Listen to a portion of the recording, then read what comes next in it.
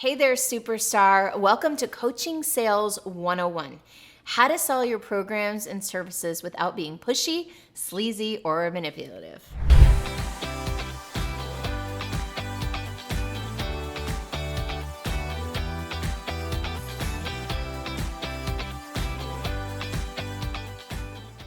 First, in this video, I'm going to share a little bit about some of the problems that we often run into as coaches selling our coaching programs and packages. I'm going to share with you one breakthrough that I made a few years ago that really shifted everything and that I teach to all of my clients. And then finally, I'm going to dive deeper into two specific strategies and solutions that I feel together make up a complete approach to sales. Let's go.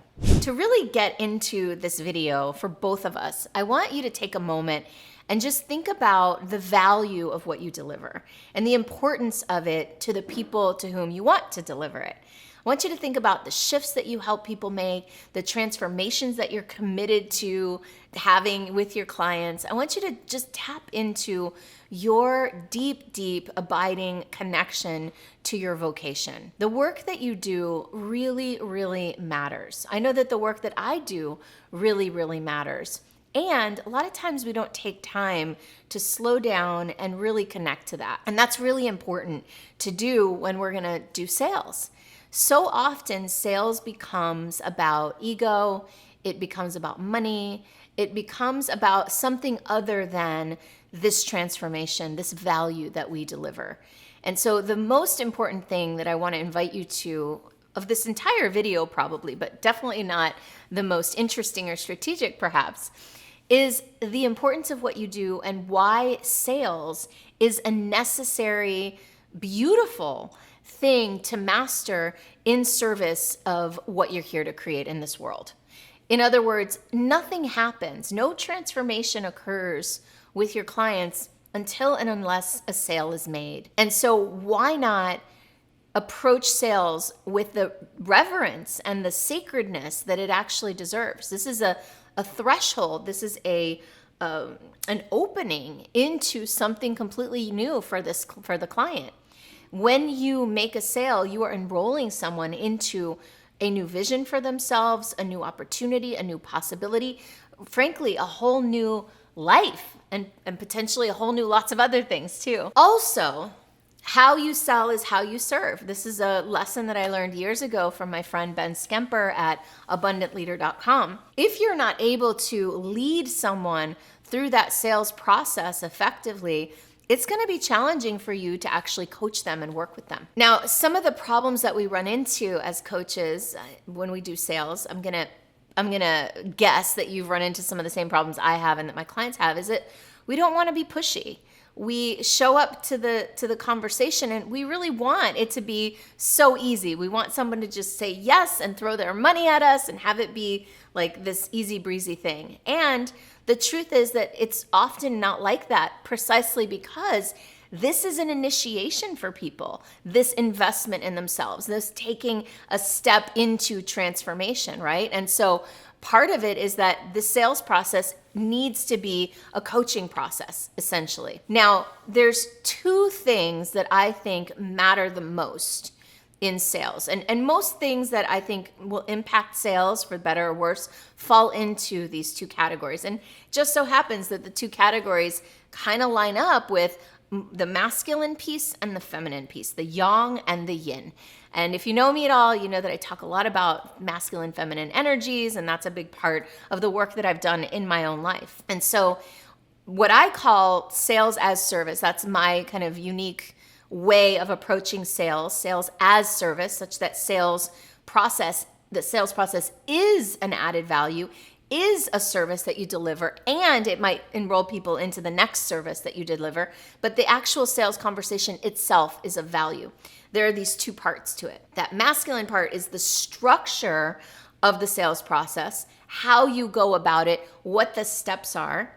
And then that other side is more of that feminine piece, the energy, the mindset, how you show up to the sales process before it, during it, after it, and the energy and the mindset of the person that you're having the sales conversation with. So that's what we're going to dive into in this video, is that structure piece and also that energetic piece. And if you want to go even deeper into this topic, first I would say please like this video, subscribe to my channel, and consider checking out my 4-part sales as service video series if you want to go deeper into this topic. So let's start with actually the feminine piece. And the reason I'm going to start with that energetic mindset, foundational, kind of less structured part of this is because I believe it to be the foundation upon which the structure sits. And it's really held by the structure. And without this, I think the structure will fall flat, or could be actually what could happen is you could take somebody through the structure and it could be manipulative or pushy or salesy. Like really what makes this work is this beautiful integration and dance of these two things together. So on this left side, right, because the left side of our body is the feminine side, is this energetic piece of the sales process. And that means, for example, number one, looking at your energetic relationship to sales in general. And what I mean by that is, are you operating in sales from scarcity or are you operating from abundance? Here's what it would sound like perhaps if you were operating from scarcity, and I hear this all the time. I need to make more sales. I need to make this sale. This has to happen.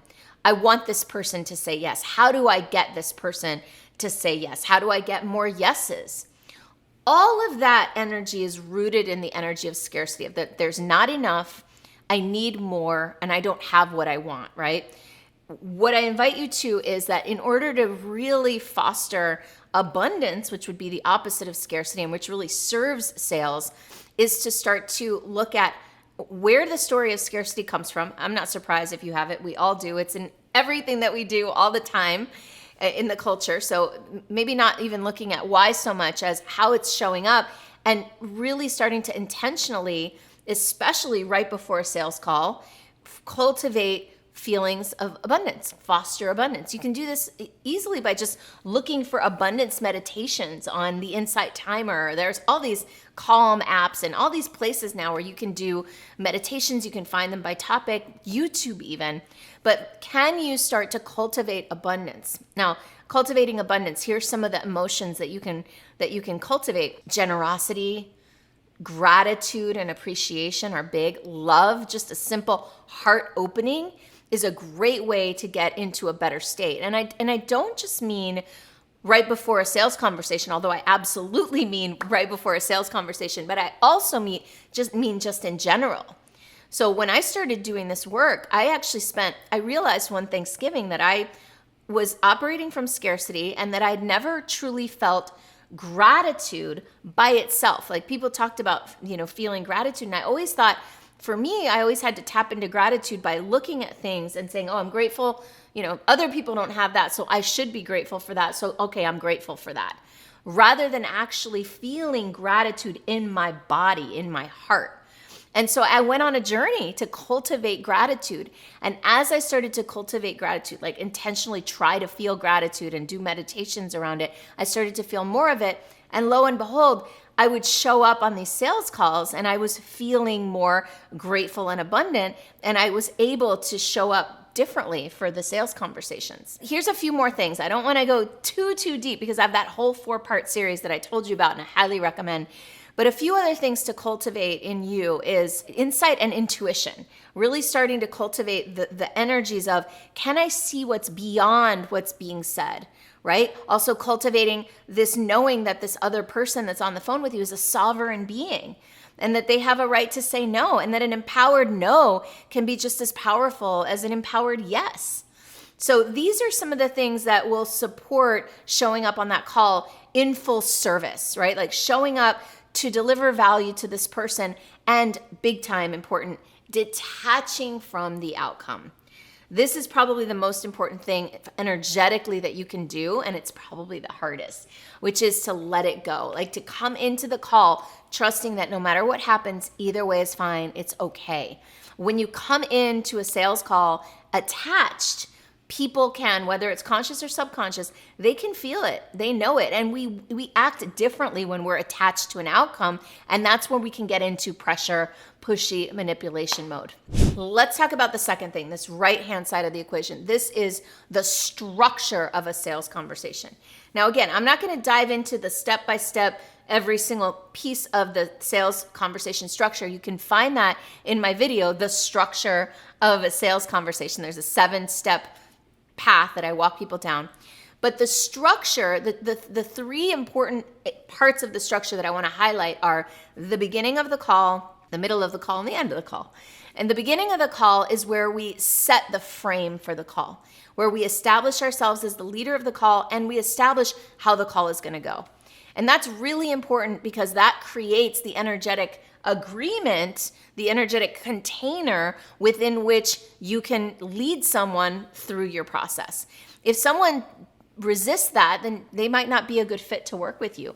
And generally, 98% of the time, most people will say, sure, I want you to lead this call. And the way that I introduce that when I do sales calls is something along the lines of, well, the way I like to run these calls is, and then I share what we're going to do on the call, and then I always share what's going to happen at the end of the call. And it sounds something like, and at the end of the call, we're going to decide together if we want to work together or not work together, and either way is fine.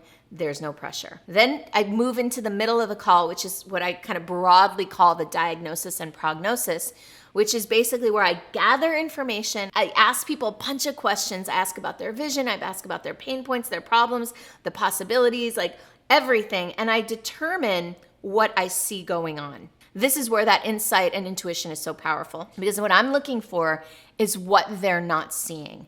I'm looking for the blind spot. And then once I've found that blind spot and once we're sufficiently connected, I'm going to move into the final phase of the call where I'm going to ask permission to share what I see. I'm going to share that blind spot and I'm going to see if we're a right fit to keep working together. I'm going to see how they respond to it. I'm going to see if they receive my insight, if they listen to what I'm sharing, if they allow themselves to be led, if they push back, and that's fine too, right? I'm just gonna see what the dynamic is to see if we're gonna go ahead and move into the enrollment part of the call. And when I say enrollment, I mean either enrolling them, in my case, into my program, or for you, it might be enrolling them into the next step or enrolling them into whatever it is that your next step is.